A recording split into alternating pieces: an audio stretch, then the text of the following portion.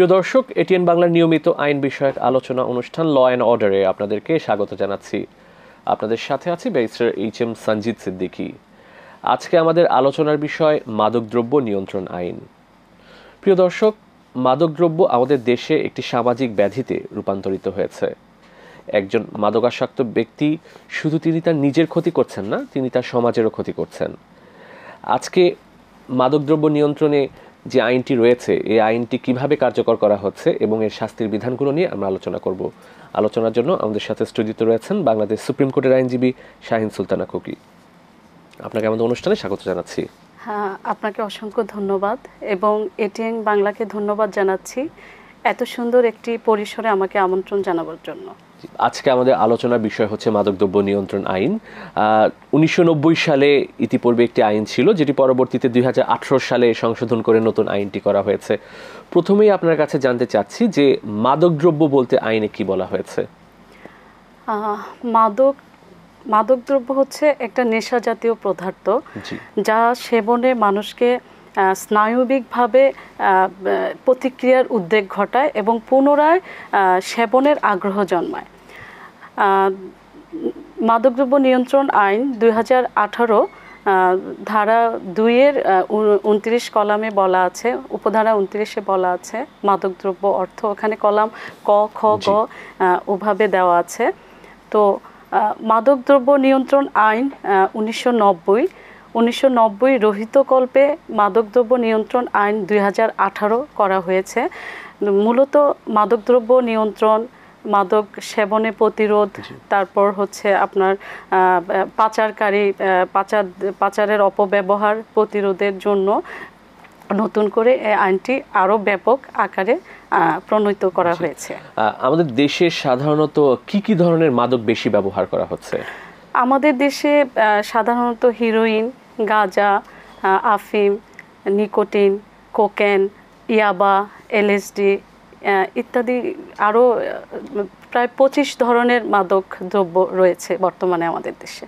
আপনি যে মাদকের কথা বললেন, এর মধ্যে সবচেয়ে বেশি এখন প্রচলিত সেটি হচ্ছে ইয়াবা বা অ্যামফেটামিন।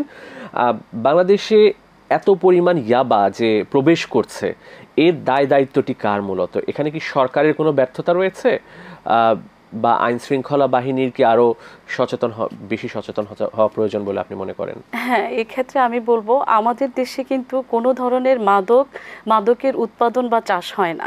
মূলত আমাদের দেশে এটা বাহির থেকেই কিন্তু আসছে চোরাচালানের মাধ্যমে সরকারকে ফাঁকি দিয়ে। সেই ক্ষেত্রে সরকারের ঊর্ধ্বতন যে কর্মকর্তাগণ রয়েছেন, আইন শৃঙ্খলা বাহিনীর যে দায়িত্বপ্রাপ্ত কর্মকর্তাগণ রয়েছেন, তাদেরকেও আমি বলবো এক্ষেত্রে আরও সচেতন হওয়ার জন্য।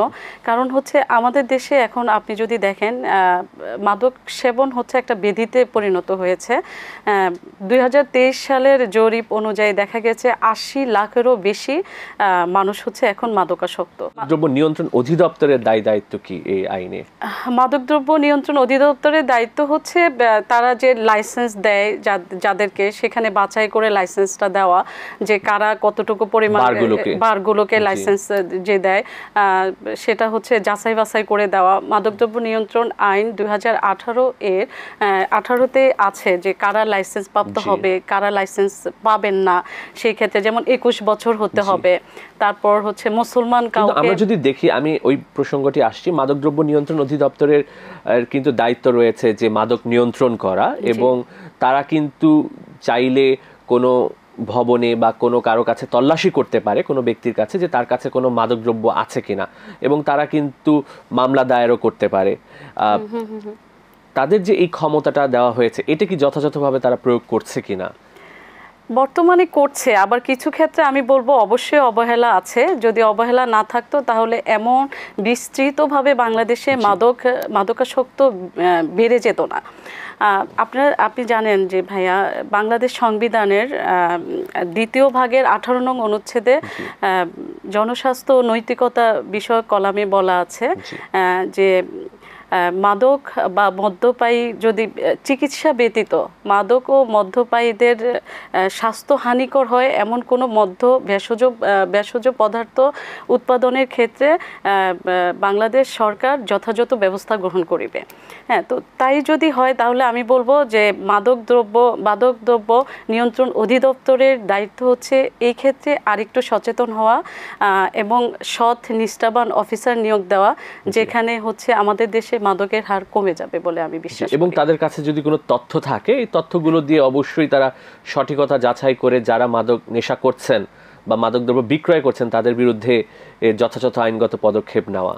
হ্যাঁ, এই আইনগত আপনি জানেন যে আমাদের মাদকদ্রব্য নিয়ন্ত্রণ আইন 2018-র 36 ধারার কলাম 10-এ কিন্তু ইয়াবা সম্পর্কে বলা আছে, সেখানে যারা ক্রয় এবং বিক্রয় করে সেখানে এর শাস্তি দণ্ডের বিধান বলা রয়েছে। আমি আপনার কাছে একটি জানতে চাচ্ছি যে আমাদের দেশে অ্যালকোহলের বিষয়ে আইনে কি বিধিনিষেধ রয়েছে? মাদকদ্রব্য নিয়ন্ত্রণ আইন 2018-তে 18, 9 এবং 10 ধারায় উৎপাদন এবং চাষাবাদের কথা বলা আছে, কিন্তু 11 ধারায় বলা আছে বিধিনিষেধ সম্পর্কে বলা আছে যে কারা হচ্ছে মাদক অ্যালকোহল পান করতে পারবে, কারা পারবে না। 11 কলাম 1-এ বলা আছে লাইসেন্সপ্রাপ্ত বারে গিয়ে পারমিটধারী এবং বিদেশি পাসপোর্টধারী আমাদের দেশের নাগরিক যারা পারমিট প্রাপ্ত হয়েছেন একমাত্র তারাই অ্যালকোহল সেবন করতে পারবে। তাহলে আমরা আপনার আলোচনা থেকে জানতে পারছি যে যে কোনো ব্যক্তি অবশ্যই যদি সে কোনো বারে গিয়ে অ্যালকোহল পান করতে চান তার অবশ্যই পারমিট থাকতে হবে এবং এই পারমিটটি ইস্যু করবে মাদকদ্রব্য নিয়ন্ত্রণ অধিদপ্তর। কিন্তু আমরা সচরাচর দেখে থাকি বিভিন্ন 5 স্টার হোটেলে এবং বারে যে কোনো পারমিটের বিষয়ে জিজ্ঞাসাবাদ করা হয় না অ্যালকোহল সরবরাহের ক্ষেত্রে। সেক্ষেত্রে কি আইনের বিধান লঙ্ঘন হচ্ছে কিনা? না, এখানে যারা পারমিট নিয়ে আসে তারা তো হচ্ছে পারবেই, আর যাদের হচ্ছে কিন্তু পারমিটের বিষয়টি তো যখন অ্যালকোহল দেওয়া হচ্ছে বা মদ দেওয়া হচ্ছে বার থেকে কিন্তু জিজ্ঞাসা করা হয় না সচরাচর। হ্যাঁ, এটা না হলে এটা শাস্তি হবে এবং এটা শাস্তি 1 বছর কারাদণ্ড হবে। এবং অ্যালকোহলের ক্ষেত্রে আমি বলবো যে আমাদের পবিত্র ইসলাম ধর্মে কিন্তু কঠোরভাবে না করা হয়েছে। বুখারী শরীফের হাদিস নাম্বার 2223-এ কিন্তু নবী করিম সাল্লাল্লাহু আলাইহি সাল্লাম বলেছেন যে তোমরা অ্যালকোহলের বিষয়, মদ পান করা তা বিক্রি করা এবং তা থেকে লাভবান হওয়া হারাম। এবং পবিত্র কোরআনে সূরা মায়েদা আয়াত 90-তে কিন্তু আল্লাহ পাক ইরশাদ করেছেন যে নিশ্চয় মদ, জুয়া, দেবী, ভাগ্য নির্ধারণকারী ষড়কার্য শয়তানের কাজ, তোমরা তা থেকে বিরত থাকো এবং তাতে তোমরা সফলকাম হবে। তাহলে এই যে আমাদের ধর্মীয়ভাবে এবং আপনি নৈতিকতা যদি নৈতিকভাবে আপনি চিন্তা করলে আপনি দেখবেন মাদক হচ্ছে একটি পরিবারকে ধ্বংস করে ফেলছে, একটি সমাজকে ধ্বংস করছে, সর্বমূলে হচ্ছে একটি জাতি ধ্বংস হচ্ছে। মাদকদ্রব্য নিয়ন্ত্রণ আইন 2018 এর মধ্যে আমাদের মাদকদ্রব্য সেবন, তারপর তার শাস্তি, তার কি করতে পারবে, হ্যাঁ কতটুকু পরিমাণ মাদক সেবন করতে পারবে, ডাক্তারের পারমিট অ্যালকোহলের ক্ষেত্রে কতটুকু করতে পারবে, এবং মুসলমান হলে সে পারবে না। আর সে যদি মুসলমান কোনো ব্যক্তি জিনিস যুক্ত করতে চাচ্ছি, কাদের জন্য অ্যালকোহলকে বৈধ করা হয়েছে আইনে? যদি কেউ অসুস্থ হয় সেক্ষেত্রে যদি কেউ অসুস্থ হয় সে ডাক্তারের প্রেসক্রিপশন নিয়ে তারপর হচ্ছে মাদকদ্রব্য অধিদপ্তরের ওখানে যাবে, গিয়ে মহাপরিচালক বরাবর সে হচ্ছে লাইসেন্সের জন্য ওই সে ফর্মটি ফিল আপ করবে, 2 কপি ছবি, তার ভোটার আইডি অথবা পাসপোর্ট দিয়ে ওই ফর্ম ফিল আপ করে এবং ন্যূনতম তার বয়স 21 হতে হবে। তারপর হচ্ছে এবং সে যদি মুসলমান হয় সেক্ষেত্রে তাকে অবশ্যই ডাক্তারের চিকিৎসাপত্র প্রেজেন্ট করতে হবে, সেই সাথে সংযুক্ত করতে হবে। মাদকদ্রব্য নিয়ন্ত্রণ অধিদপ্তর কি যে বারগুলো রয়েছে আমাদের দেশে এই বারগুলোকে কি নিয়ন্ত্রণ করতে পারে বা এদেরকে কি সাময়িকভাবে বন্ধ করে দিতে পারে?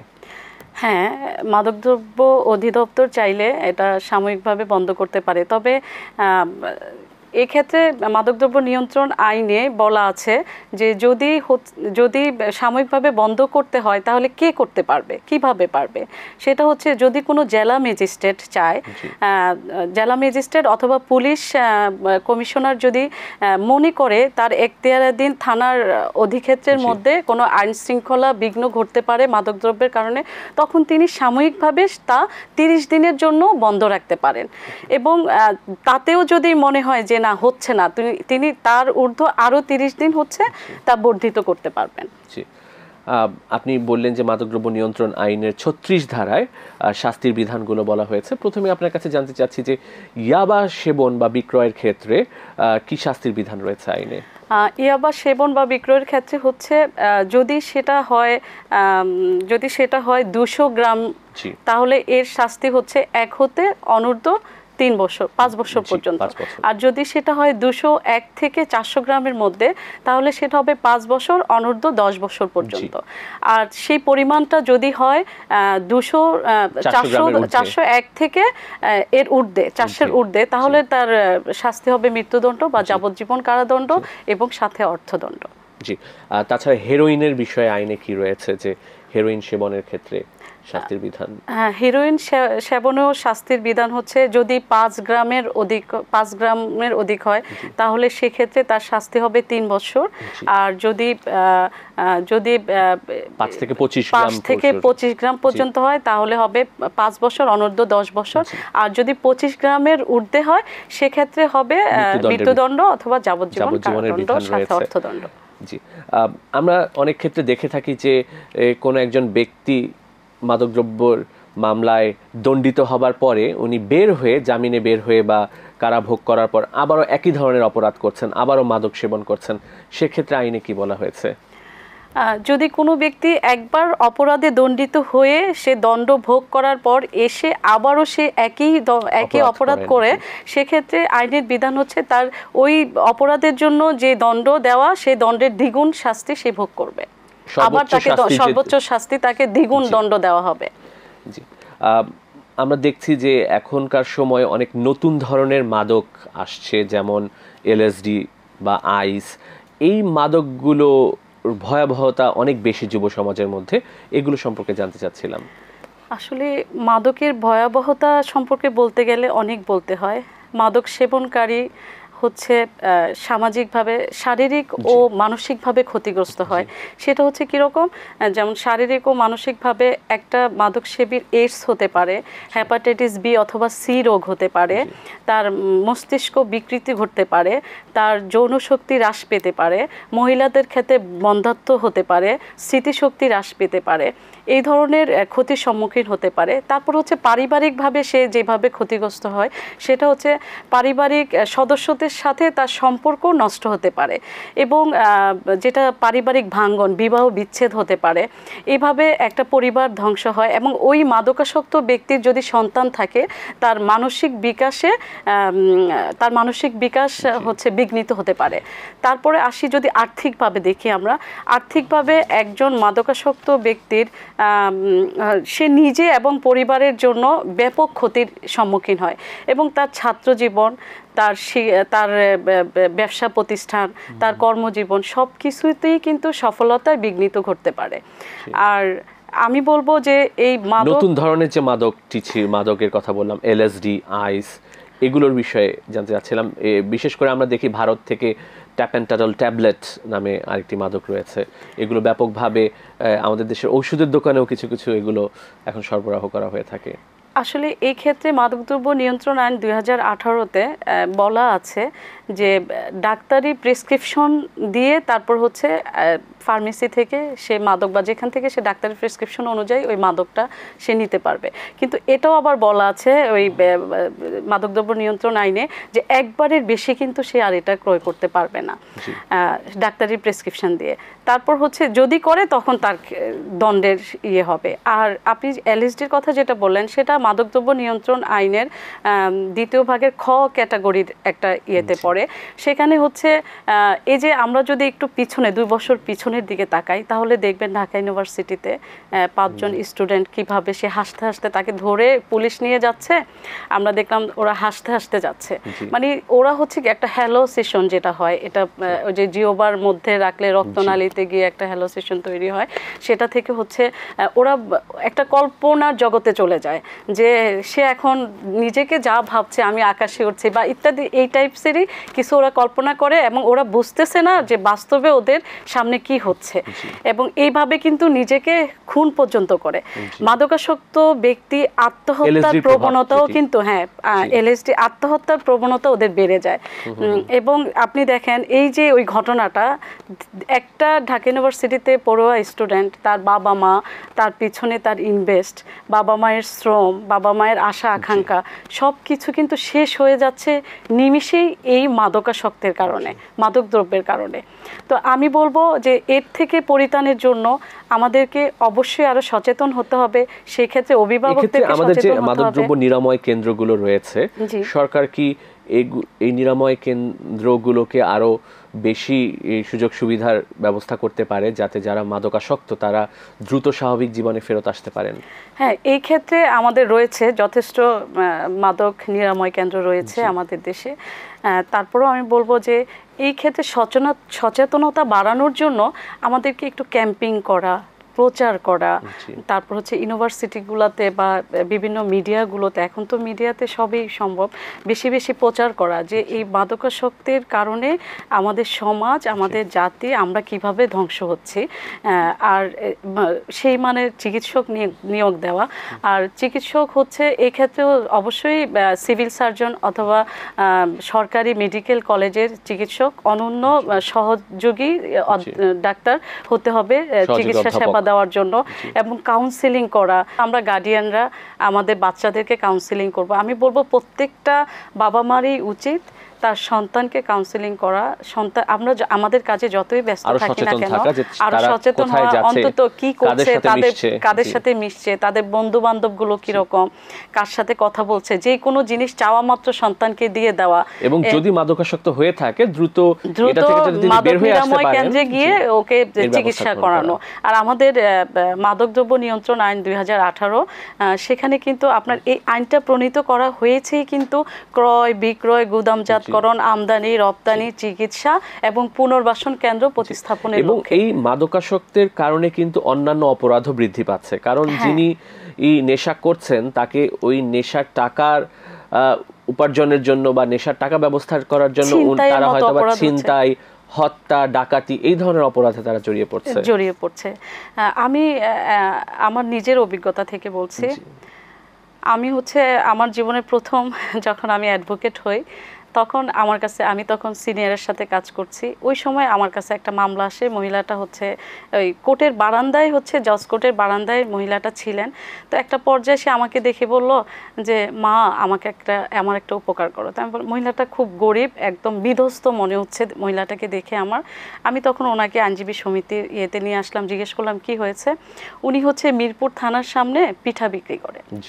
তো তার ছেলে হচ্ছে তাকে মারধর করে, মাদকের টাকার জন্য এর জন্য মারধর করে। একটা সময় সে খুব বিরক্ত হয়ে, যেহেতু থানার সামনে পিঠা বিক্রি করে, ওই পুলিশের এসআই বা ওই লেভেলের পুলিশদের সাথে হয়তো ওনার কথা বা যোগাযোগ আছে, সে বলল যে আমার ছেলেটাকে নিয়ে কয়েকদিন থানায় আটকে রাখেন। পুলিশকে বলল। এখন পুলিশ হচ্ছে তাকে ওই যে হিরোইনের পরিমাণটা এত বেশি দেখিয়েছে, হয়তো অন্য কারো মামলা, কারণ হিরোইন কিন্তু অনেক টাকার বিষয়, পুলিশেরও তো এত টাকা থাকে না যে একজনকে এই পরিমাণ হিরোইন দিয়ে ধরিয়ে দিবে। বা কিছু অপ্রীতিকর ঘটনা যে ঘটছে না তা না, আমরা ওসি প্রদীপের ঘটনাও জানি কক্সবাজারের। তো সেক্ষেত্রে আমি বলবো যে তখন ওই মহিলাটা আমাকে বলল যে এখন আমি ওকে ছুটাতে চাচ্ছি, তো সে আর এটা করবে না। মা তো, মায়ের মন। তো তখন আমি বললাম যে আপনার মামলার নাম্বার কত, ডেট কবে, এগুলো জেনে আমি জননিরাপত্তা আইন, জননিরাপত্তা ট্রাইব্যুনালে হচ্ছে মামলাটা চলতেছিল। তখন আমি গেলাম, আমি গিয়ে আমি চিন্তা করতেছিলাম, তখন একদম নতুন কিভাবে করব। আমি পুরো কাগজগুলো উঠালাম, পড়লাম, দেখলাম। তারপরে আমি যখন যেদিন শুনানি ছিল আমি চিন্তা এ তো মামলা জামিন হবে না, তারপর মহিলার হচ্ছে টাকা পয়সাও নাই, সে হচ্ছে সাহায্য চাচ্ছে, ভাবলাম যে একজনের উপকার করি, দেখি জীবনে প্রথম কারো উপকার দিয়ে জীবনটা শুরু করি, ওকালতি পেশা শুরু করি। তখন আমি হচ্ছে যখন ইয়েতে ঢুকলাম, এজলাসে ঢুকলাম, কক্ষে ঢোকার পরে আমি দেখি ছেলেটা হচ্ছে বুদ্ধি প্রতিবন্ধী। হ্যাঁ, সেটা আমি কিভাবে বুঝলাম, সে আমাকে দেখে এইভাবে সালাম দিয়ে একটা তার আচরণগত বৈষম্য দেখে আমি বুঝে নিলাম ছেলেটা বুদ্ধি প্রতিবন্ধী। এবং তখন আমার মাথায় আসলো যে জামিনের যে শর্তগুলো আমাদের ফৌজদারি কার্যবিধি অনুযায়ী আমাদের যে জামিনের শর্তগুলো, নারী, তারপর হচ্ছে বিকলাঙ্গ, তারপর বুদ্ধি প্রতিবন্ধী, অসুস্থ ব্যক্তি, এদের ক্ষেত্রে হচ্ছে আদালত সন্তুষ্ট হইলে, যদি আদালত এই মর্মে উপনীত হন যে একে জামিন দিলে জননিরাপত্তা বিঘ্নিত হবে না এবং কোনো ক্ষতি হবে না, সমাজের কোনো ক্ষতি হবে না, সেক্ষেত্রে তিনি চাইলে জাজ সন্তুষ্ট হয়ে জামিন দিতে পারেন। তো আমি যখন প্রেজেন্ট করলাম, আমার উপস্থাপন করলাম আমার ইয়েটা, এবং ওই যে মা ওখানে দাঁড়ানো ছিল, তখন কোর্ট বললেন হ্যাঁ জামিন মঞ্জুর করলেন। তো আলহামদুলিল্লাহ আমি খুশি হয়েছে। কিন্তু এটাও সত্য, ওই ছেলেটাকে তারপর হচ্ছে আমি আবার খবর নিয়েছি, ওই ছেলেটাকে তারপর হচ্ছে আপনার ওই যে মাদক নিরাময় কেন্দ্রে নিয়ে গেল। তারপর আপনার যে এই উদাহরণ থেকে আমি যেটি প্রশ্ন করতে চাচ্ছি, যে আমরা দেখছি যে যারা বুদ্ধি প্রতিবন্ধী আছে বা বিশেষ করে শিশু এবং নারীদেরকে ব্যবহার করা হয় মাদক পাচারের জন্য ব্যবহার করা হচ্ছে। হ্যাঁ, শিশু এবং নারীদের এই ক্ষেত্রে আপনার মতামত? শিশুদের ক্ষেত্রে যে সাজা হবে বা বিচার কার্য হবে সেটা শিশু আইন 2013 অনুযায়ী হবে। আর নারীদের ক্ষেত্রে যেটা হয়, নারী তাদের জন্য জামিন পাওয়াটা সুবিধা, হ্যাঁ জামিন সুযোগ বেশি তাদের আইনে, এজন্য নারীদেরকে ব্যবহার করা হচ্ছে। না, নারীদেরকে ব্যবহার করা হচ্ছে, সেখানে বয়সেরও একটা তারতম্য রয়েছে, বয়স্ক কিনা, তারপর হচ্ছে তার পারিপার্শ্বিক অবস্থা বিবেচনায় নিবে আদালত। আদালত যদি সন্তুষ্ট হন যে হ্যাঁ একে জামিন দেওয়া যেতে পারে, এবং একজন আমাদের জামিনের প্রসেসটা কি, আদালতে জামিনের প্রসেসটা হচ্ছে অভিযোগকারী জামিন তার যে পক্ষে, তার জামিনের পক্ষে তার যুক্ত যে উপাদানগুলো রয়েছে সেটা প্রেজেন্ট করবে। আদালত যদি সন্তুষ্ট হন সেক্ষেত্রে একজন জিম্বাদারের আওতায় তাকে জামিন দেওয়া হয়। যেমন বলে কিন্তু এত টাকার ইয়ে করে জরিমানার সাপেক্ষে তাকে বেল বন্ডে জামিন দেওয়া হলো।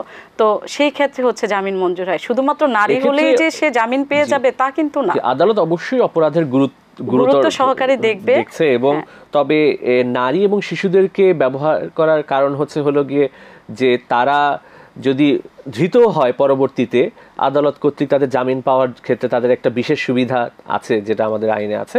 সর্বশেষ আপনার কাছে জানতে চাচ্ছি যে মাদক নিয়ন্ত্রণে আর কি কি পদক্ষেপ নেওয়া যেতে পারে? মাদক নিয়ন্ত্রণে আমরা চাইলে, আমি যে একটু আগে বলেছি আপনাকে, আমাদের প্রচারটা আরো বৃদ্ধি করতে হবে। মাদকাসক্ত ব্যক্তির কারণে আমাদের সমাজে কি রকম ক্ষতিগুলো হচ্ছে, আমরা কিভাবে, যে আমি বললাম যে শারীরিক মানসিকভাবে ক্ষতিগ্রস্ত হচ্ছে, তারপরে পারিবারিকভাবে ক্ষতিগ্রস্ত হচ্ছে, আর্থিকভাবে ক্ষতিগ্রস্ত হচ্ছে, এবং সামাজিকভাবে সমাজ যখন তাকে ঘৃণিত হিসাবে বিবেচিত করে, আমি যদি বলি নৈতিক স্থলন হচ্ছে, সেক্ষেত্রে নৈতিক স্থলনটা যদি আমি বলতে যাই, আমি বলবো যে নৈতিক স্থলন হচ্ছে এমন কার্য যা নৈতিক বিবেক বহির্ভূত কাজ। যেমন আমি যদি বলি, বিচারপতি AP শ্রীবাস্তব বলেছিলেন নৈতিক স্থলন সম্পর্কে, তিনি বলেছেন বিচার, সততা এবং নীতি বহির্ভূত কাজই হচ্ছে নৈতিক স্থলন, এবং সেই উদ্দেশ্যে কাজটা করবে যা হচ্ছে অসৎ, নিকৃষ্ট এবং ঘৃণিত। এই ধরনের কাজগুলোই হচ্ছে নৈতিক স্থলন। আর এই নৈতিক স্থলনের ফলে সমাজে কিন্তু আমাদের অপরাধের প্রবণতা বেড়ে যাচ্ছে, ছিনতাই হচ্ছে, চুরি হচ্ছে, ডাকাতি হচ্ছে। আপনি দেখেন একটা ছিনতাইয়ের কবলে পড়ে একটা পরিবার শেষ হয়ে যেতে পারে। একটা পরিবারের যদি উপার্জনক্ষম ব্যক্তি প্রধান হয়, সেই ব্যক্তি যদি ছিনতাইকারীর কবলে হয় বা কবলে পড়ে বা ডাকাতির কবলে পড়ে, সেই ক্ষেত্রে কিন্তু একটা পরিবার সে ধ্বংস হয়, সমাজ ধ্বংস হয়। আমি বলবো যে এই ক্ষেত্রে যে সংবিধানে যে কথাটা আছে, যথাযথ কার্যকর ব্যবস্থা গ্রহণ করবেন 18 নং অনুচ্ছেদ অনুযায়ী, এবং সকলের সচেতনতাই মাদক নিয়ন্ত্রণ হ্রাস পেতে পারে। আপনাকে অনেক ধন্যবাদ স্টুডিওতে এসে আমাদেরকে সময় দেওয়ার জন্য। আপনাকে অসংখ্য ধন্যবাদ এটিএন বাংলাকে আমাকে এত সুন্দর একটি আয়োজনে উপস্থাপন করার জন্য। প্রিয় দর্শক, আমরা অনুষ্ঠানের শেষ পর্যায়ে চলে এসেছি। আপনাদের মূল্যবান মতামত বা পরামর্শ আমাদের কাছে চিঠি লিখে জানাতে পারেন এই ঠিকানায়। পরিচালক, law and order, ATN Bangla, ওয়াসা ভবন, 2য় তলা, 98 কাজী নজরুল ইসলাম অ্যাভিনিউ, কারওয়ান বাজার, ঢাকা 1215। তাছাড়া আমাদের কাছে ইমেইল করতে পারেন l.orderatn@gmail.com। আগামী পর্বে আইনের নতুন কোনো বিষয় নিয়ে নতুন কোনো অতিথির সাথে আপনাদের সামনে উপস্থিত হচ্ছি। সে পর্যন্ত ভালো থাকুন। খোদা হাফেজ।